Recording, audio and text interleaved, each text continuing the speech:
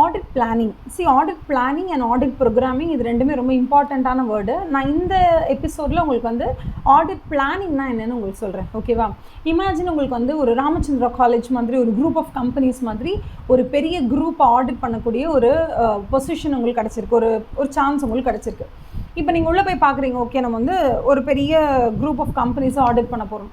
நீங்கள் உள்ளே போய் பார்க்குறீங்க, அவங்க சொல்கிறாங்க எங்களுக்கு வந்து ஒரு காலேஜ் இருக்குது. ஓகே, ஒரு காலேஜ், ஒரு ஹாஸ்பிட்டல், அதுக்கப்புறம் காலேஜ் ஒன்று, ஹாஸ்பிட்டல். ஆமாம், எஸ். நீங்கள் உள்ளே போகிறீங்க, போய்ட்டு ஆடிட் பண்ணலான்னு பார்க்கும்போது உள்ள பார்த்தா பெரிய ஹாஸ்பிட்டல், அங்கே ஒரு 1000 பெட்ஸ் இருக்கிற மாதிரி ஒரு பெரிய ஹாஸ்பிட்டல், பக்கத்துலேயே மெடிக்கல் காலேஜ், அதுவும் அவங்க தான் வந்து மேனேஜ் பண்ணுறாங்க, ஒரு பெரிய ஹாஸ்பிட்டல். ஓகேவா?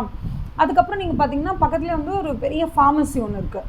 ஓகே, ஃபார்மசி ப்ளஸ் பக்கத்தில் வந்து ஒரு பெரிய ஹோட்டல் ஒன்று நடத்துகிறாங்க. ஹோட்டல்னால் தங்குற ரெஸ்டாரண்ட் ஒன்று இருக்குது. ஸோ ரெஸ்டாரண்ட் வந்து is simultaneously use as a canteen for the hospital, for the college, as well as வெளியாட்களும் வந்து போகலாம், கெஃபே மாதிரி. ஸோ வச்சு ரன் பண்ணுறாங்க. இது மூணுமே அவங்க தான் ரன் பண்ணுறாங்க. இது மூணுத்தை மட்டும் தான் ஆடிட் பண்ண நம்மளை கூப்பிட்ருக்காங்கன்னு வச்சுக்கோங்களேன். இப்போ நம்ம இங்கே உள்ளே போகிறோம் அப்படின்னா பார்க்குறதுக்கு வேணால் அது இந்த மூணும் ஒரே மாதிரி தானே இருக்குது அப்படின்னு உங்களுக்கு தோணும். ஃபார் எக்ஸாம்பிள் ஒரு காலேஜ், ஒரு ஹாஸ்பிட்டல், ஒரு ரெஸ்டாரண்ட், இவ்வளோ தானே இருக்குது அப்படின்னு தோணும். பட் ஒவ்வொன்றுத்துக்குமே உங்களோட நீங்கள் ஆடிட் ப்ரொசீஜர்ஸ் அப்ளை பண்ணுறதாகட்டும், நீங்கள் பிளானிங் பண்ணுறதாகட்டும், எல்லாமே டிஃப்ரெண்ட்டாக இருக்கும். நீங்கள் ஹாஸ்பிட்டல் எடுத்துக்கிட்டிங்கன்னா ஹாஸ்பிட்டல் கம்ப்ளீட்டாக சர்வீஸ் ஓரியன்ட் தான். அந்த இடத்துல அசட்ஸ்ன்றது பெருசாக இருக்காது. ஃபார் எக்ஸாம்பிள் ஒரு எம்ஆர்ஐ மிஷின் இருக்கலாம், இல்லை ஒரு ஏசிஸ் இருக்கலாம், நிறைய ஏசி போட்டிருப்பாங்க. அதுக்கப்புறம் வந்து ஒரு 30% தான் வந்து அங்கே அசட்ஸ்ன்னு இருக்கும். மற்றபடி எல்லாமே rendering of service and collecting money, அது வந்து டிஃப்ரெண்ட்டான செக்ஷன். ஹாஸ்பிட்டல், காலேஜ் பக்கம் வந்தீங்கன்னா அதுவும் ரெண்டரிங் ஆஃப் சர்வீசஸ் தான். பட் வந்து அங்கே இந்த அளவுக்கு கூட அங்கே பெருசாக அசட்ஸ் எதுவுமே இருக்காது. அட்லீஸ்ட் ஹாஸ்பிட்டல்ஸ்லேயாவது வந்து உங்களுக்கு வந்து மெஷின்ஸு, அது இது எக்ஸ்ரே மிஷின்ஸு, ஸ்கேனிங் மிஷின்ஸு, அந்த மாதிரி நிறைய இருக்கும். பட் காலேஜஸ் வந்துட்டிங்கன்னா அது கூட பெருசாக இருக்காது. ஸோ காலேஜ் ஆடிட் பண்ணக்கூடிய பர்ஸ்பெக்டிவ் வந்து டிஃப்ரெண்ட்டாக இருக்கணும், ஹாஸ்பிட்டல் டிஃப்ரெண்ட்டாக இருக்கணும். இப்போ நீங்கள் ஃபார்மசிக்கு வந்துட்டிங்கன்னா ஃபார்மசி டிஃப்ரெண்ட்டாக பண்ணணும், கேன்டீன் டிஃப்ரெண்ட்டாக பண்ணணும். இது எல்லாத்துக்குமே நீங்கள் அதுக்கேற்ற மாதிரி ஆடிட் ப்ரொசீஜர்ஸ் டிசைன் பண்ணணும். இப்போ நீங்கள் உள்ளே போகிறீங்க, உங்களுக்கு டோட்டலாக 120 days டைம் இருக்குன்னா, இந்த 120 daysல ஃபஸ்ட் நீங்கள் ஹாஸ்பிட்டல் எடுக்க போகிறீங்களா, காலேஜ் எடுக்க போகிறீங்களா, காலேஜ் முடிச்சுட்டு கேன்டீன் வர போகிறீங்களா, எந்த மாதிரி நீங்கள் இதை பிளான் பண்ண போகிறீங்க. ஸோ பிளானிங் வந்து எப்போதுமே எப்படின்னா, planning is always the rough stage of the audit. உள்ளே போகும்போது ஓகே நமக்கு மொத்தம் 4 யூனிட் இருக்குது, எந்த யூனிட்டை நம்ம ஃபஸ்ட் எடுக்க போகிறோம், எந்த யூனிட் செகண்டு, எதுக்கு யார் யாரை வந்து நம்ம எத்தனை நாள் எடுத்துக்க போகிறோம்.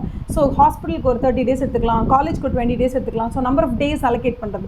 ஸோ ரஃப் அலோகேஷனுக்கு பேர் வந்து ஆடிட் பிளானிங் அப்படின்னு நம்ம சொல்லலாம். ஃபார் எக்ஸாம்பிள் எங்கேஜ்மெண்ட் டீமுக்கு எத்தனை பேர் வேணும் நமக்கு ஆடிட்க்கு, ஒரு 25 பேர் இருந்தால் கரெக்டாக இருக்குமா, இல்லை 22 பேர் இருந்தால் கரெக்டாக இருக்குமா. இப்போ அதே மாதிரி ஹாஸ்பிட்டல் ஆடிட்லாம் நீங்கள் உள்ளே போகும்போது எம்ஆர்ஐ மிஷின்ஸ், ஸ்கேனிங் மிஷின்ஸ் இதெல்லாம் வந்து நீங்கள் ஆடிட் பண்ணணும் அப்படின்னா உங்களுக்கு வந்து you not an expert in those things, right? அப்போ நம்ம என்ன பண்ணணும், ஏதோ ஒரு மெடிக்கல் ஸ்டூடெண்ட் வந்து நம்ம வந்து ஹெல்ப்பு கேட்டுக்கலாமா, அவங்கள ஹையர் பண்ணலாமா, இல்லை ஒரு டாக்டரை யாராவது ஹையர் பண்ணலாமா, இல்லை இந்த மெஷின்ஸை பற்றி நிறைய தெரிஞ்ச யாராவது எக்ஸ்பர்ட்ஸ் இருந்தால் அவங்கள ஹையர் பண்ணலாமா.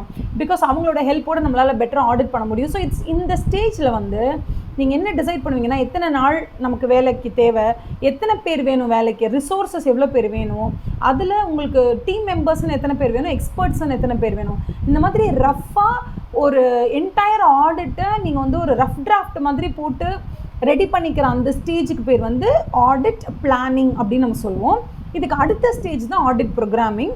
ஸோ அதே மாதிரி ஆடிட் ப்ரோக்ராமிங்னா என்ன அப்படிங்கிறத நான் அடுத்த வீடியோவில் உங்களோட ஷேர் பண்ணுறேன். ஓகேவா? So when it comes to audit planning உங்களுக்கு ஏதாவது டவுட்ஸ் இருக்குது அப்படின்னா கமெண்ட் செக்ஷனில் சொல்லுங்கள். கண்டிப்பாக வீடியோஸை லைக் பண்ணுங்கள், உங்கள் ஃப்ரெண்ட்ஸோட ஷேர் பண்ணுங்கள், மறக்காமல் சப்ஸ்கிரைப் பண்ணிவிடுங்க. ஓகேவா? All the best, bye bye.